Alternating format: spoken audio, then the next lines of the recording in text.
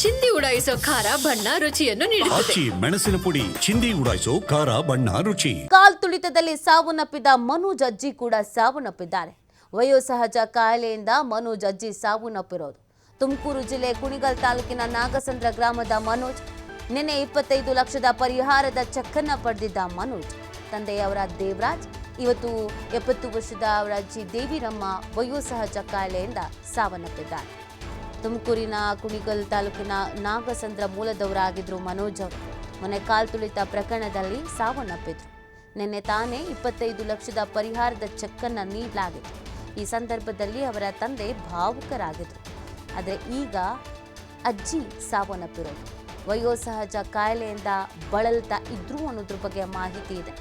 ಮೊಮ್ಮಗನ ಸಾವಿನ ಸುದ್ದಿ ಕೂಡ ಅವರಿಗೆ ಬೇಸರ ತರಿಸಿತ್ತು. ಇದೀಗ ವಯೋಸಹಜ ಕಾಯಿಲೆಯಿಂದ ಬಳಲುತ್ತಿದ್ದ ಮನೋಜ್ ಅವರ ಅಜ್ಜಿ ಸಾವನ್ನಪ್ಪಿದ್ದಾರೆ.